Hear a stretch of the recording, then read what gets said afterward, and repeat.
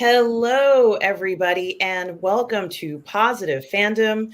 I am your host, Mmmm, and today we have with us a very good friend of mine and also another PGS member, Darth Plato. Darth Plato, how are you today? I'm doing good. Thank you for having me on. I appreciate it. Good Well, morning. Happy thank New you. Year. Yes, good morning and happy new year to you. That's right. The last time that we spoke, it was before the new year. We are now in 2023. It is the second or third day of 2023. Happy new year to you and to everybody who is watching right now.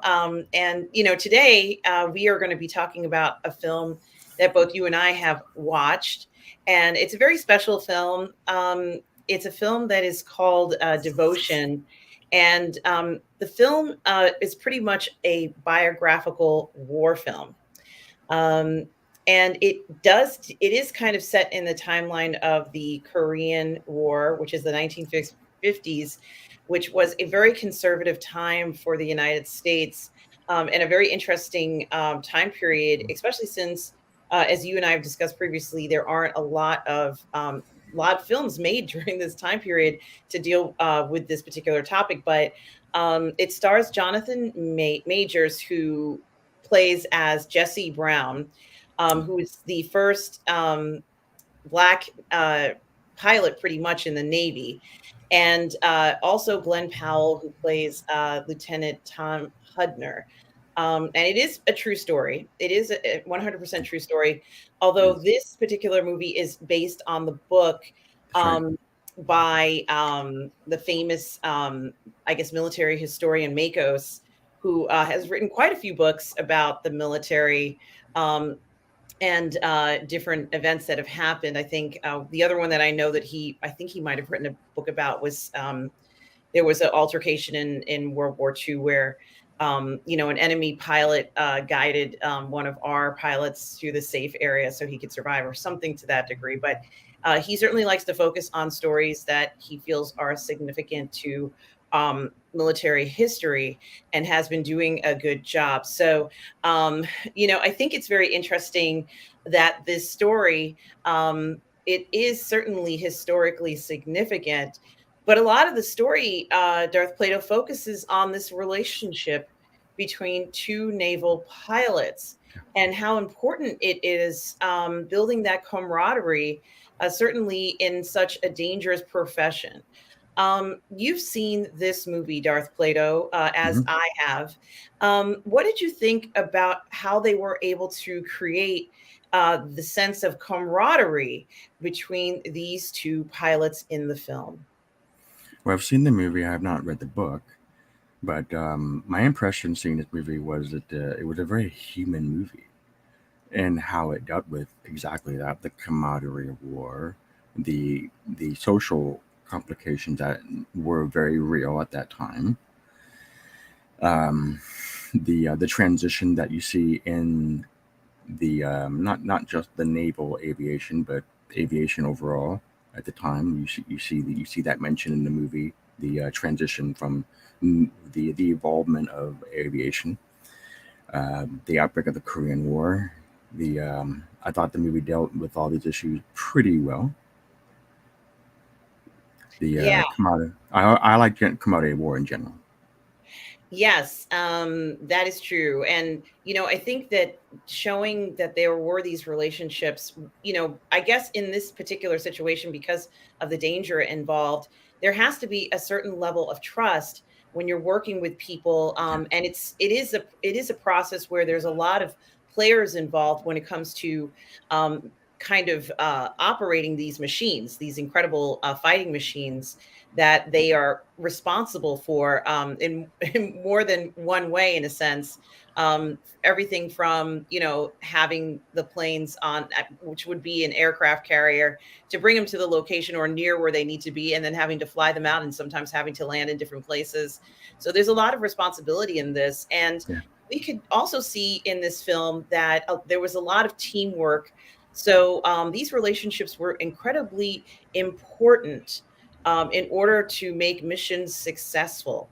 And there was a lot riding on this Darth Plato. As I said, it's set in 1950 during the Korean War. It's pretty much a war that the United States invested a lot in, but it's surprising how little we see of it or even hear about it. What is your take on that part? Do you think that this is a trend that we're going to see more films that are going to be focusing on the Korean War and the United States, in particular, the United States' role in that fight? Well, the U.S. role in the Korean War was very reluctant and very last minute. I'm not sure about the. There was certainly a lot of diplomatic and political investment in Korea, for sure. Um, I mean, if I can impact that a little bit, I can. The Japan occupied Korea in 1910, and that ended in 1945, obviously. And so you had a split between North and South Korea, between the U.S. and the Soviets. So that's where the U.S. diplomacy and UN diplomacy, because the UN had a lot of invested in this as well. And there was a lot of rioting in Korea, North and South Korea, concerning the unification of the Koreas, because the King Il, whatever his name was, I'm sorry, and North Korea wanted to invade South Korea, and Syngman Rhee in South Korea wanted to invade North Korea. The military, however, the U.S. wanted to stay out of it militarily, and by 1947, 1948, they completely pulled out of Korea. And there was going to be local elections. The Koreans were going to do this on their own. The Soviets made it clear that they would not trust any elections that were under a U.S. or UN auspices, and that's really where the rioting got really bad and escalated into war. The problem for the U.S. was that the uh, the war went very badly for the South Koreans. The Seoul fell within 3 days of the invasion, and they could not repel the North Koreans in any way. Now, something else that was happening at that time, not to go out too far off topic, but what happened at that time was the fall of China to the communists, the just a year or two before, and that followed the public declaration of the Truman Doctrine, which said that they would repel communism wherever it came up in the world, and people saw that as either is just complete incompetence by the Truman administration. I think people are being a little unfair on this, but that's neither here or there. But the proximity of Korea to Japan was also very nervous, because Japan was considered a serious investment for the U.S., and the distance between South Korea and Japan was about 130 miles at its narrowest point. So that really is where Truman decided that there had to be an intervention by the U.S. into South Korea, and that did happen. It was the invasion was in June. The U.S. was in there pretty soon after that, but they still got pushed all the way down to the southeastern part.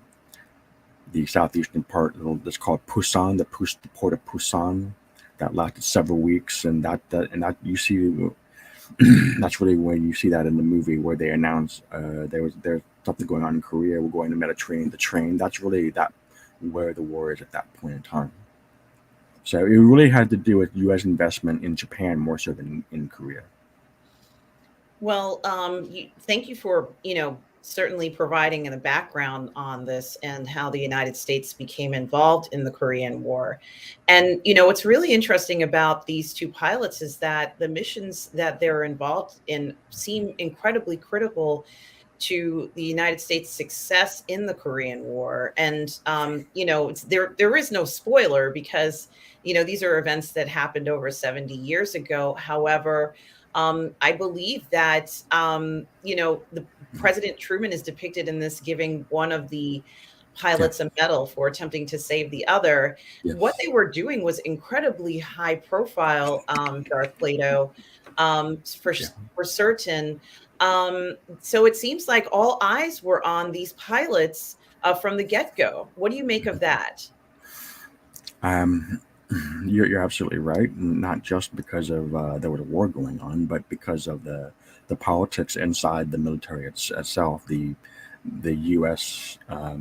The political structure and the military structure was great. There were great upheavals going on all the time because of the outcome of the Second World War and reorganization. The Air Force was coming into being. The Air Force wanted to roll in all the naval aviation into the Air Force so that the Navy wouldn't have pilots. So the success of this is a little inside baseball, excuse me, but the success of the naval pilots in this movie and in the war overall really did contribute to the continuation of naval aviation, rather than having it just be just truncated and sent to the Air Force. Yeah, this is a something important to note. And, of course, on top of everything, on top of this incredibly difficult position that these, becoming a fighter pilot, being a pilot of this, particular aircraft. And I'm not an expert in aircraft, but it says it's the F4U for COSOR plane, which is the one that folds up, right? Darth Plato, That's what they said in the movie. I'm not really an expert in aviation or the machines of war itself. I'm more of a doctrine, policy, history guy, but I believe that is correct. Well, these planes, obviously, were the ones that they fly in the movie. We Yeah. do get to see them, and we're also going to talk a little bit about that as well.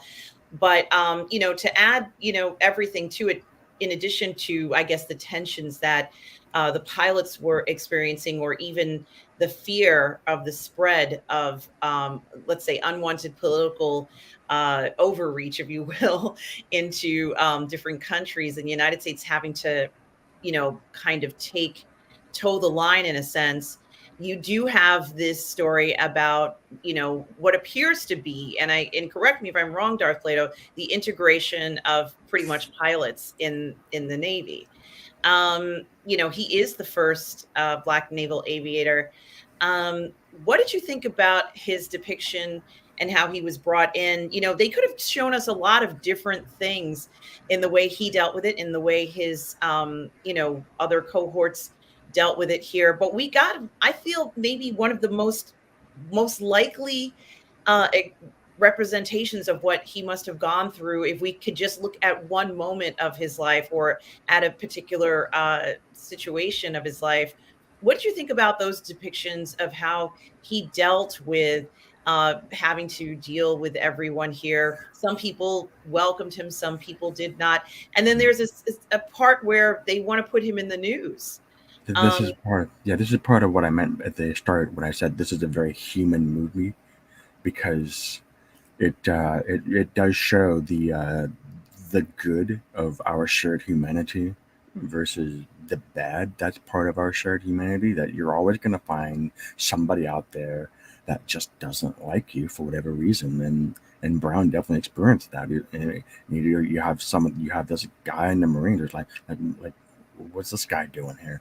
And there's always going to be people like that, and it was more common in those days. It's very for sure. Uh, but I thought that Brown's how he handled that situation was entirely appropriate. It's sad at the same time though, because you don't want the fact that people have to deal with it, but they did. And I thought it was interesting that they showed how they had him looking at the mirror and shouting himself. I don't know if he really did that or not, but I could see how he would do that. yeah, it It's was very almost as understandable. he was kind of pre-gaming himself for what was to Yeah. come later on, just mentally preparing himself, knowing that there was going to be this extreme pushback in an environment where people are given orders, and whatever, I guess, choices they make can have a profound effect over, your performance levels. And he used this to deal with. It's a very interesting and perhaps even practice method. I'm sure there's an actual name for it, Darth Plato, of what he was doing, but he was trying to prepare himself for Mm. what may come, just even from people he has to work with every day. So this, idea of trying to prepare yourself for the worst case scenario, which it pretty much would be the worst case scenario, because right after having to deal with that, he has to go into the cockpit of a fighter jet. and perform at peak level, at top level. And we saw in the movie what happens when, a pilot unfortunately was not able to perform at top level, just even trying to land that plane Yeah. on the aircraft carrier and not being successful with it. There was a bit of tension associated with these fighter jets and the way they handled. What did you think about how they demonstrated that? And they chose to show one of the pilots who didn't successfully land his jet and consequently was killed. Yeah, I'm not a pilot. I don't know, but I have heard naval aviators say that landing on a carrier, especially at night, they didn't have night landings here, but it's a very difficult job and very dangerous. I can't gainsay that, so I'll take their word for it. So yeah, I imagine so. Yeah, it looks very dangerous in present day from when we've seen it in several films. And I'm sure it was equally dangerous at the time that they were showing us what they were doing. In fact, Darth Plato, I didn't know that they were even doing stuff like that in 1950. So there's a long history of these fighter jets landing on aircraft carriers, and I was completely unaware of that. So that was something that I thought was amazing and fun to see because it was part of history that I was completely unaware of. Although I have seen so many um, aircraft carriers in my lifetime, but been unaware of what their functionalities have been through history, and Sure. especially in the 1950s, just Yeah. completely unaware of that. So there was that. Now, what's Yeah. kind of interesting about all of this for me, Darth Plato, is that one could argue that in 2022, one of the most successful films of 2022 was also a film about naval aviators. Yeah. And I'm sure everybody watching, is aware of Top Gun Maverick, which, Hmm. kind of was the sequel to Top Gun. And the film Top Gun Maverick certainly was a wonderful film to watch. It was entertaining. We saw many of the stars that we enjoyed, and we also saw real life fighting, fighter jets in there. And they tried to use as many practical effects in the film so that the film would have so much more authenticity and realism to it, which I think is very interesting. The fantasy and the allure of fighter pilots is something that is very real. Did this exist in 1950? Was there that allure? Was the and I know that I had said that Time magazine or Life wanted to come and film this pilot, but was there this allure about pilots in the 1950s, that fascination with them at the time? Honestly, I don't know. I'm going to assume that there was though. The military aviation has been around since the First World War. That's really where it came about. And every type of mission um, that we fly today was flown in the First World War, with the exception of mid-air refueling. So by the time 1950 went around, these were not first generation pilots. These were definitely second, maybe even third generation pilots. So the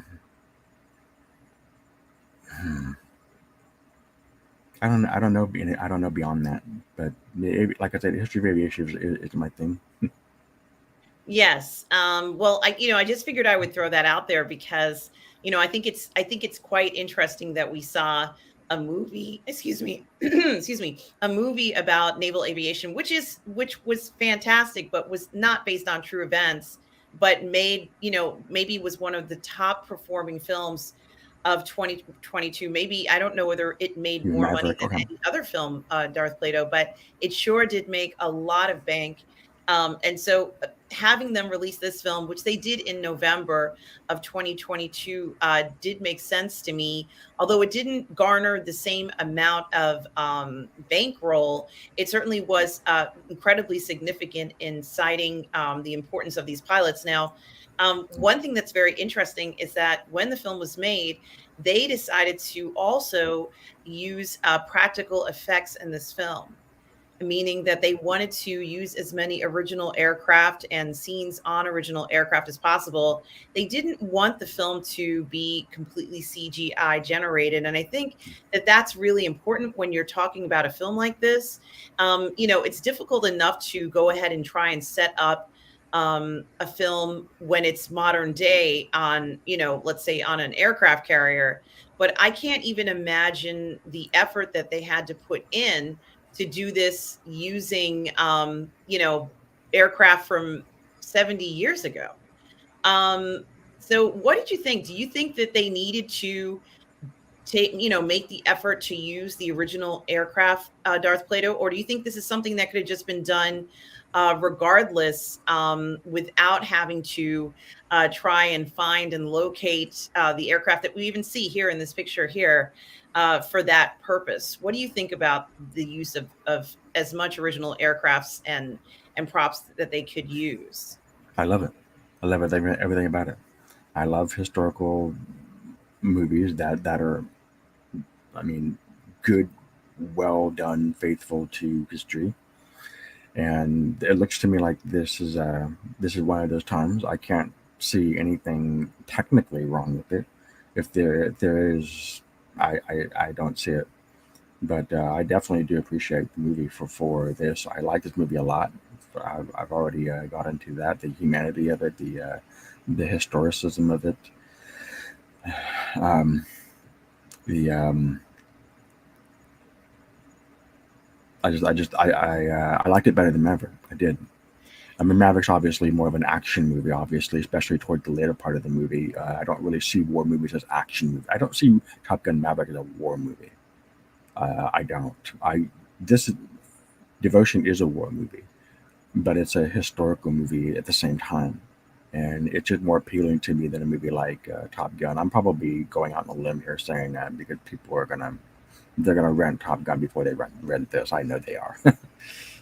Well, that's okay. If they choose to rent one before another, that's fine. But remember, Top Gun couldn't be made without these real stories that inspired it, that inspired someone to go ahead and say, I'm going to make a story about fighter pilots. Yeah, It was all inspired by these are kind of original feats by incredible men, as we see here. And in this military.com article, it says that the Korean War drama Devotion used real vintage aircraft to tell yeah, a true story. yeah. It's Um, beautiful. Yes, and it says Glenn Powell, who also was in Top Gun Maverick, which is there is kind of a Top Gun connection. Glenn Powell does play a role in Top Gun Maverick. Returns to the skies this November with the release of Devotion, and he plays Hudner, who is portrayed by he plays Hudner, and Brown is portrayed by Jonathan Majors, known for Spike Lee's Vietnam War movie Defy Floods, the HBO series Lovecraft Country, and his role as intergalactic villain Kang in the upcoming Marvel series. What's kind of also interesting about this is that now, kind of getting back to the story of let's say what happens in Brown's life and in Hudner's life. Brown and Hudner form a special bond, but Brown has to report to Hudner, and Hudner, in a few, I guess maybe one or two missions, was given an order by Hudner to do something, and Hudner did. He either didn't do what was asked of him and did a different order, still accomplishing the mission, but technically speaking, it was as if he disobeyed an order. And we get to kind of see a sense of what happens in the case with Brown, where nothing is nothing that he can do while he's in service. In this particular case, um, presents in a normal way for him because of his situation, and he is kind of in a special situation. On Yeah, top of everything, he has to deal with all this stuff, and the way the protocol is handled with him is a little different. Walking down the halls, everything is different. In yeah. fact, Hudner finds himself after being approached by Brown's wife, who says in no uncertain terms, "Please look out for him." And Hudner ends up doing that in the film, and I believe that that happened. I don't know if that exact way it was portrayed in the film Darth Plato I was don't either.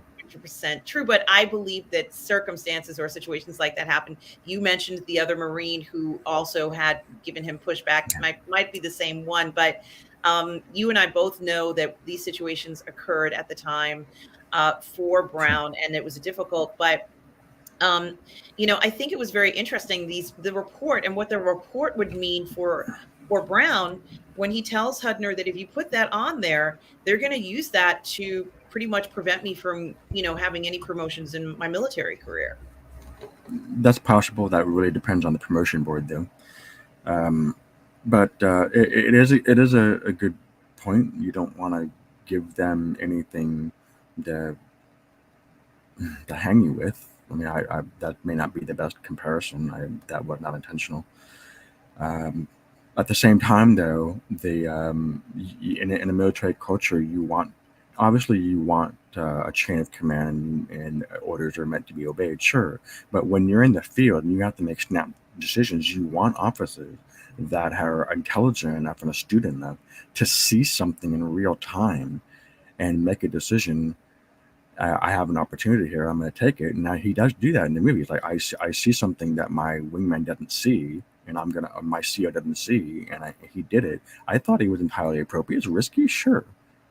And a good promotion board will look at that and make that decision. On the other hand, he's right. If someone on the promotion board is like that Marine, you're just like, what's this black man doing here? Okay, I'll use this as a strategy. Yeah, that could happen. It won't necessarily happen.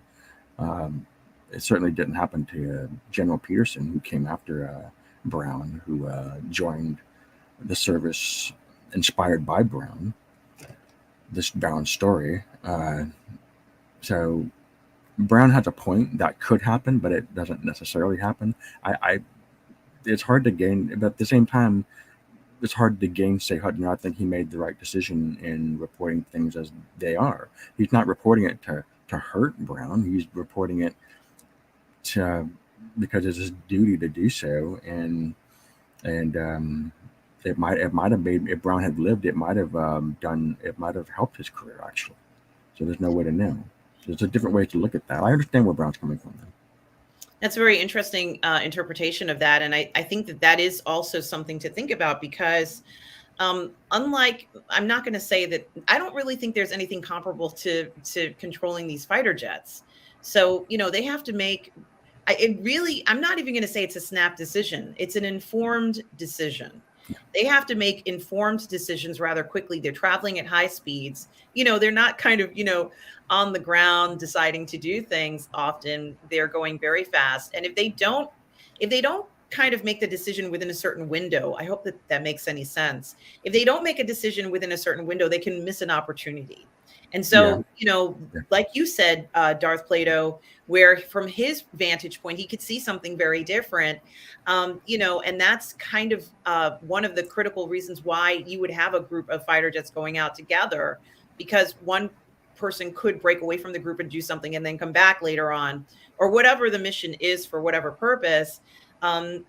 People might have different vantage points, but there's only a certain window to take advantage of that. They're flying right over that bridge. They may not, if they wait too many minutes, it could compromise fuel, could compromise, other, enemy fighter pilots could show up. There's all different things, the pummeling from the defenses on the ground might increase. They might bring more reinforcements to fight against them. So time is of the essence in a lot of what they're doing.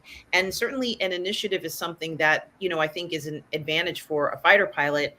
But what's interesting too, Darth Plato, is that we find, unfortunately, Brown dies rather young. And as I said, it's not necessarily that this is a spoiler. This is something that happened in 1950, guys. So I don't feel like I'm spoiling this story because it's a well-documented history of Brown as a naval aviator. So everyone is very aware of what happened to him. Unfortunately, he completes the mission. There was a final bridge that needed to be destroyed. And he takes the initiative again, right, Darth Plato, to go ahead and destroy that bridge, but it does cost him. And of course it's none of this action that these men are taking is without a price. And so I thought that it was, while it was very tragic to see the ending for Brown, it was important to show that they didn't have to show him in his plane there in that way, but they chose to do that. And it was even more heartbreaking seeing Hudner land his plane to try and rescue Brown.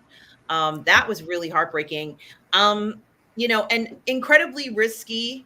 They invest a lot in pilots, and I think that what he did was incredible, but probably would be discouraged considering the situation, Darth Plato. But this was almost like his best friend, wasn't it? Yeah, that was also that was 15 miles behind enemy lines. Yes. That makes And him it, even more dangerous. exactly. I guess it's like danger close, right? I almost get the feeling that in addition to being his being co-pilots and everything, not co-pilots, but in the team together, Body of be- war. yes, because of all this happening, um, he was also trying to save his best friend. And I got the sense that they had almost become best friends in a sense, because there was a lot of pressure on the pilots going forward. And I don't know how many pilots there were in the Navy at that time, I know. but to get a position, it must have been, a very desired position. If you were going into aviation, this is what you want to do. Everybody is vying to get into these slots. But um, Depends. yes, Depends. well, I mean, what the do you army, think? the Air Force had aviation. The Marine Corps had aviation. And I'm sure if that might have come later. I'm not sure if the Marine Corps had aviation at that time. But Mhm. but yeah, I can certainly see why people would want to pioneer that field. Yeah, you're probably right about that.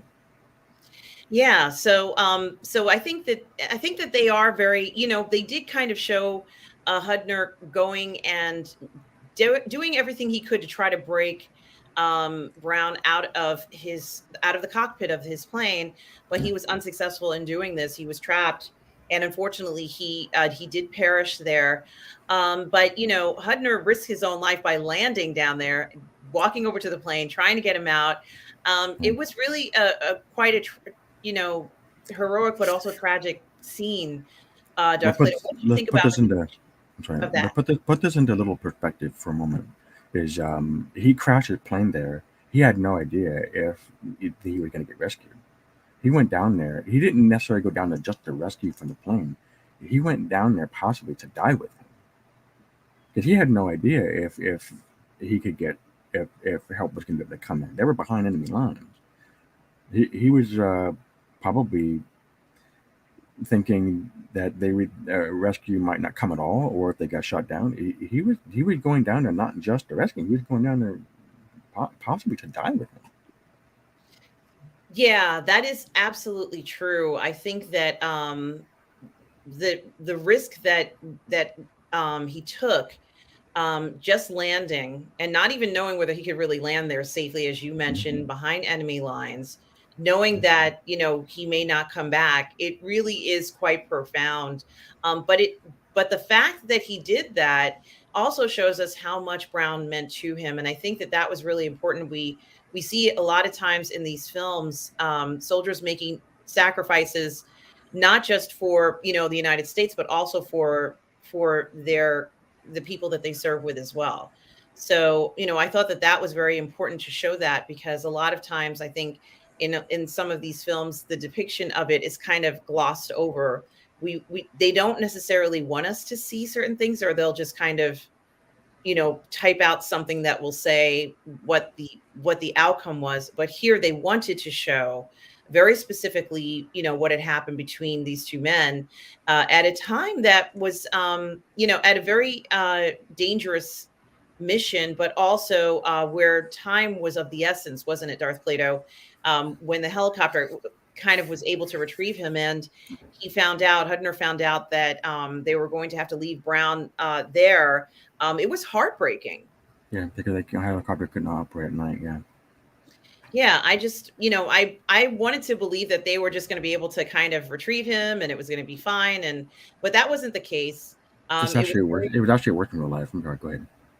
Yes, and I did kind of want to look at this article here where they talked about the two actors themselves, Glenn Powell and Jonathan Majors, had an emotional journey and transformative experience of filming. And what's interesting about it, you know, obviously they have gotten high praise. I think they did a wonderful job portraying both men. Certainly, it's not always easy to play somebody from the 1950s. It's quite some time ago, completely different era. United States was much more conservative than it is now, and there, certainly was just a different approach to a lot of things. But I think that both men did such a wonderful job of doing that, and they have gotten praise for their depiction of both of them. Um, and so, I also think it's interesting to talk about the rest of the production team, in particular, the cinematographer who talks about the importance of witnessing the film in theaters and the responsibility of portraying real life figures and approaching the project with Major's mindset every day's a big day. What did you think about that idea? About I guess pretty much the idea of every day being a big day, or that responsibility, because this is, as you and I've said, is a it is the history that actually happened. I don't There might be some dramatization to it, but I don't really believe that. I think it's realistically what happened, to the best of their ability to give us a biographical account of what happened. What do you think about their feeling of responsibility of telling this story here? And do you think that they were good in accomplishing that, in portraying these real life figures? Well, the simple answer is yes, they were. I appreciate the effort in doing so. There were some departures in historical fact there for dramatic purposes, because just to give you one example, and this you may find it hard to believe, but it's true that when the helicopter landed and they were not able to get Brown out of the plane, and Hudner left with the helicopter pilot, Brown was still alive. In the movie, he had died. Yeah. So that's a big difference in what happened compared to what they showed in the movie. And I guess they made a decision to make the movie to show it that way. It would be more dramatic rather than saying, oh, they're leaving him behind.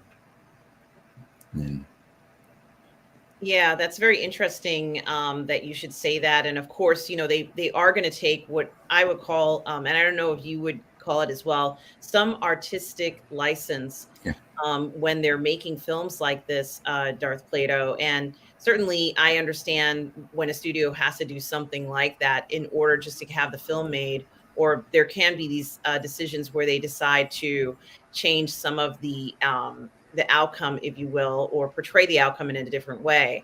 But I think that in this particular case, it really did have a wonderful sense of the sacrifice of what was made, because it felt, I would like to think, and you had said that you thought that by Hudner going to rescue Brown, yeah, that Hudner was prepared to die with him, yes, but that perhaps, and from what I could see, it was like I'm not going to say they had practically had to pull him away from Brown, but it felt as if they had to really convince him to step away from the plane. We don't want to lose you too. And it's very hard in a circumstance like that to kind of put yourself in a position for and look at it from another point of view when there's so much at stake, especially with somebody that you do care a lot about.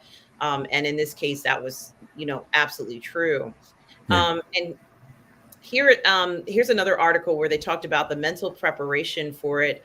And here, Jonathan Majors says, this is the day in which we release a lot of that particular tension. And for someone who moves through the world as a Black male in America, it's not far from the surface. We push it down to get through the day. And it's not just me, but my grandfather, as well as Jesse Brown, anybody who has been marginalized. And he says that day, I just thought we got to relax. The thing that's going to allow us to move past the given circumstances of this is to go all the way down so it becomes a universal understanding.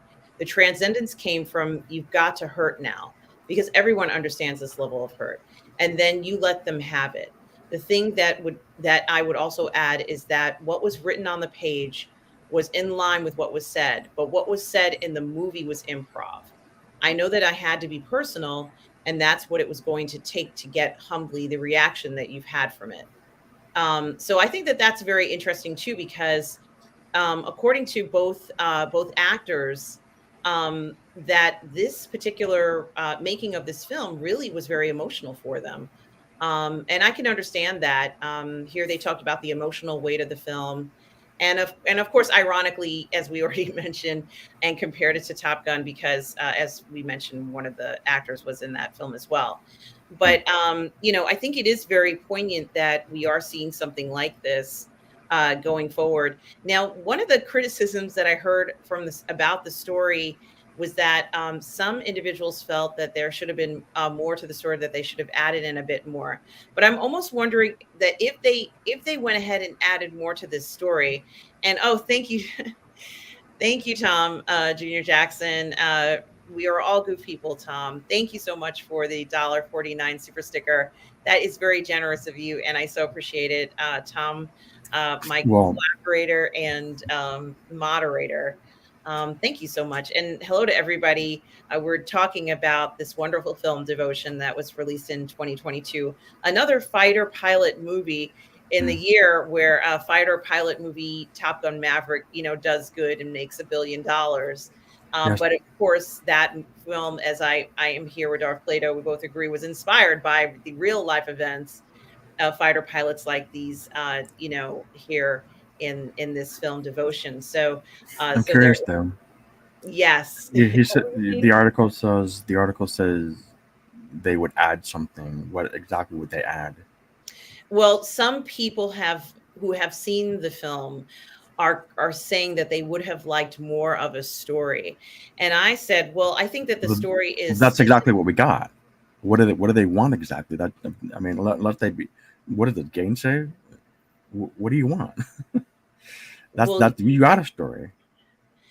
Unless, absolutely. unless And unless you can spell it out more clearly, then I'm just gonna say, look, you're just trying to gainsay the movie. I want more. Is it like, come on, that's just gainsay. I agree. This film took an incredible amount of effort to make. Yeah. Although I think that a lot the filmmakers and the stars in the film are very humble about it.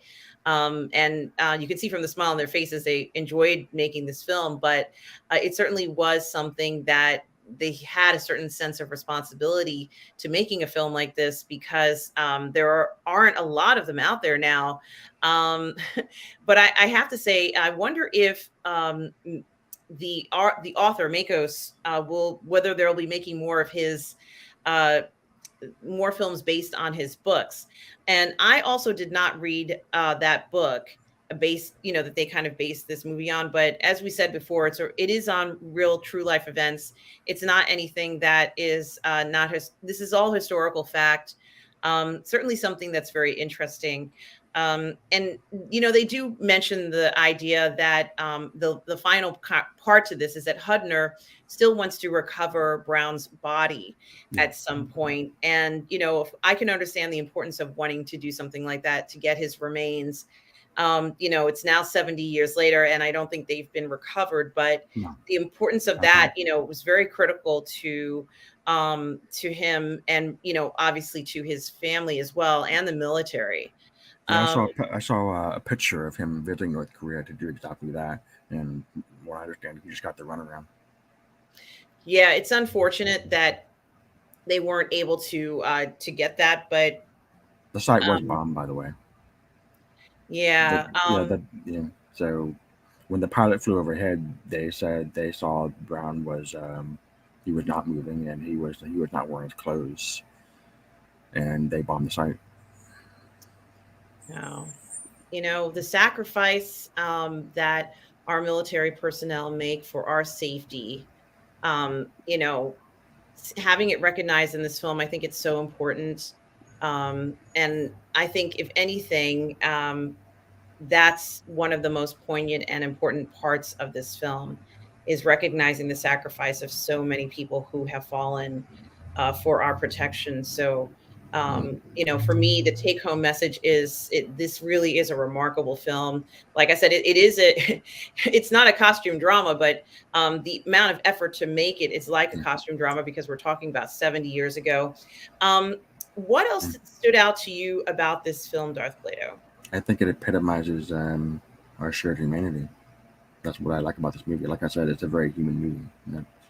More, and I liked it, and much more impressive to me than Top Gun Maverick in that very narrow respect. Although I did like the scene with Tom Cruise and Val Kilmer reuniting. That was very well done. It was. I was very fond of that film as well. I have to say that this particular film, for many of us here watching this, either know somebody in service or are in military service or have family members or parents or grandparents who were in military service. In particular, during this time period, my father was in the Army Hmm. in the United States in the 50s. So, I can't help but think of my father during this time period, what it must have been like for him in the military at that time. And, seeing the depictions of these particular, service members. And I also want to thank Bon Necron for $1.99 super chat. Thank you so much for your generosity, Bon Necron 444. Thank you so much. You've been very supportive of the channel. I so appreciate that generosity, and it helps me to continue doing reviews like this, which are so important. Obviously, I think it's important to bring attention to something like this, especially knowing the effort they made to make this film and having to figure out how they were going to portray these characters in the best way. The thing that always gets me a lot of times when you see these soldiers is how young they are. Either in their 20s or 30s, really, really young men. And the sacrifices that they make at 24 years old to pass away at that age. It is tragic. But thank goodness that they were willing to go ahead and take action, especially Brown, who took risks. And we talk about taking risks, Darth Plato. Is being a fighter pilot one of the riskiest positions there at that Well, time? it's not just risking your life, but you're risking the people that you're fighting with, and I don't just being his wingman, but also the situation on the ground. The situation at the ground at the time was escalating, was really dire because MacArthur was he rather incompetently botched that entire campaign, predicted that the Chinese would not intervene, and they did. He predicted they wouldn't bring more than 70,000 men to the front, and they brought 300,000 men to the front. So grossly underestimated what the Chinese could do, and it's the withdrawal of the U.S. forces from that position down south of the 30th parallel is considered the longest retreat in history of the U.S. Army, Really? and so yeah, what's going on there in the air is no small thing. They were contributing to something that was affecting a lot of lives, not just for the U.S. but for the other forces there too. The British were there, the Australians were there, there were Dutch there. There were a lot of nations there. Obviously, the U.S. was the dominant arm, obviously, and also it had political significance within the armed forces too. If I can take a moment to do a little inside baseball, the the Air Force at that time was threatening to become the dominant arm of the military, meaning that the Navy was going to be decommissioned into a Coast Guard like force. The Army was going to be relegated to a National Guard force, and the all the funding would go to the Air Force long range bombers. And they didn't think, well, what's the point of a Navy? We don't, in the age of nuclear weapons, do we really need a Navy? The Korean War proved the answer to that question was yes, they did. The position and the interdiction of the U.S. Seventh Fleet, as we see in the movie, because they are in the Seventh Fleet in North Korea during the events seen in the movie, was really the probably the biggest contributing factor in reversing that entire trend in the military of shrinking the Navy to the point where it was subordinate to the Air Force. And the consequence, we feel the consequences of that to this day. To this day, the Navy is larger than the other branches of the military combined, and I think it should, as it well should be. So that's something. It's obviously not an angle you see in the movie, but it did have what you see in the movie playing out. Wasn't just these men, which were beautifully done, and the lives they saved, but political consequences within the armed forces as well. Yeah, well said, Darth Plato. And Bon Necron has given us another generous super chat for $5. Thank you so much, Bon Necron. 444 says, gross underestimation of the Chinese has been a serious problem for the USA for quite a while.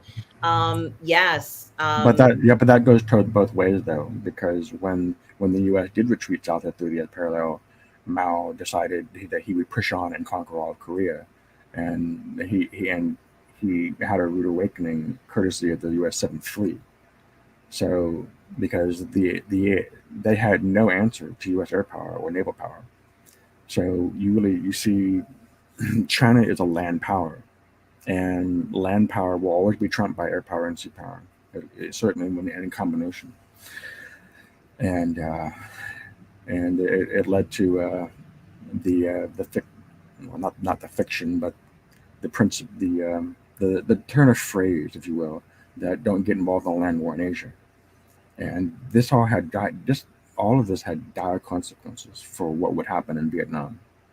And this second guessing, a lot of what happened in Vietnam went down the way that it did because they were trying to avoid what happened in Korea.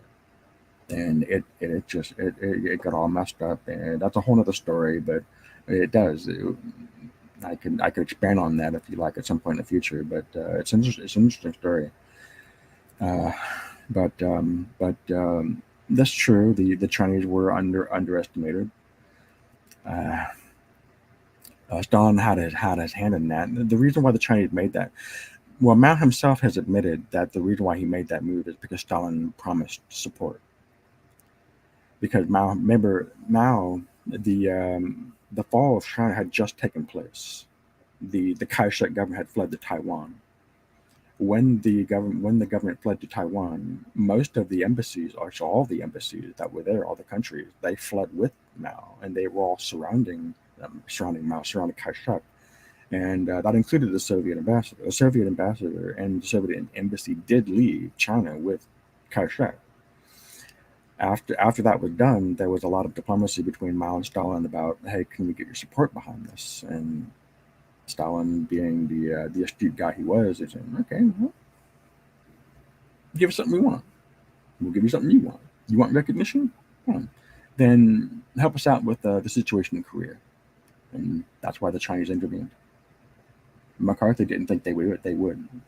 And MacArthur's only response to this was MacArthur at one point actually recommended using the nuclear bomb on Shanghai and Beijing, and then later in the war using it on the Chinese forces as they were advancing down Korea. And finally, well, long story short, he ultimately got relieved because he was not respecting the chain of command. Ooh, well, that is a lot to understand. And certainly, as the poster here says, that the Korean War is the forgotten war. Yes. It certainly is. This film certainly gives us the opportunity to remember a lot of what has been forgotten and a lot of the actions and circumstances. And I'm so glad, Darth Plato, that you're here to discuss these details with us, because Well, they are important. They're yeah, historically significant, and it is part of history. And I do appreciate you informing us, about that. if I So can, many, if I can briefly mention a few things about the yes, historicity of the movie. sure. There's a few things that they didn't do that they kind of fudged on because I think they're trying to make a movie and they're trying to do PR. One, if I already mentioned this part, is that Brown was still alive when Hudson had left the scene. So that's true. The other part was Brown did not actually destroy the bridge. That was actually one of the other pilots. They depicted it that Brown was the one that did it, which is just as fine because he probably could have done it if he had been in position. So not taking that away from Brown, but as a point of historical fact, it was one of the other pilots that did that. And the other is he wasn't actually the first naval aviator. The movie is being advertised that he was the first naval aviator. The first black naval aviator, I mean, was actually a guy named Oscar Holmes. I believe he was the first black naval aviator. But I just wanted to get that out there. There's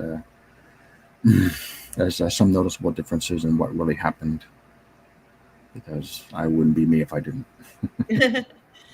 Well, I appreciate it, Darth Plato. That's, I enjoy talking to you about films, especially historical films.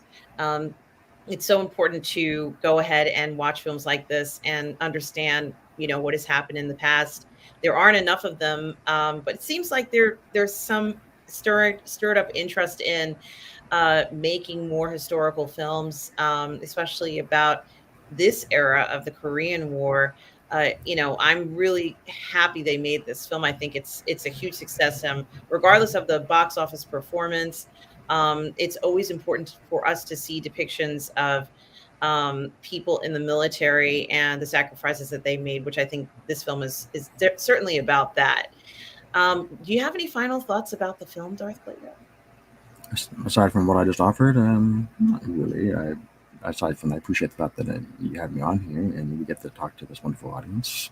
And I'm glad that this audience supports this channel, and I hope everyone keeps it going. I guess I can conclude with the Forgotten War. The why it's called the Forgotten War is because it's sandwiched between two significant cultural events in our history: the Second World War and the Vietnam War. Because the Vietnam War had significant cultural ramifications at the time, but those conflicts were also a lot longer.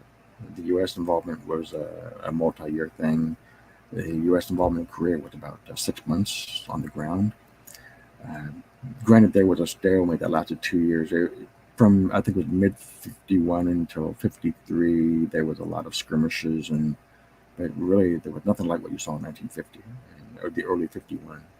So there's a reason why it's called the Forgotten War, because it takes place between these two significant cultural events. They're not just war; they're cultural events. Korea didn't really have a cultural footprint the way that the Second World War or Vietnam did. Well, thank you, Darth Plato, for enlightening us. It's always wonderful talking to you about history here on the channel. And, you and I are always talking on Discord and other places as well. But I so appreciate you being here today. Thank you, everybody in the chat, and for the generous super chats from Tom Jr. Jackson and Bon Necron. I so appreciate the generosity there. Oops. Sorry. And for everyone out there, you can always find me here on Positive Fandom. Darth Plato, where can people find you if they need to get in contact with you? Right here. All right, guys, if you need to send Darth Plato a message or have questions about this program or any of the other ones that we're going to be doing, certainly you can send messages here to Darth Plato to Positive Fandom. And of course, you can find me at Positive Fandom or on the Burr Network, sometimes on the 1/6 Scale Man Network, or streaming with Lorena Creole on her channel. But on behalf of myself at Positive Fandom, I just want to thank everybody in the chat. I hope you all are well this new year. Thank you for tuning in. Live long and prosper, Darth Plato. And for those of you out there, no matter where you are in the galaxy, always remember to please be kind. Take care, everybody.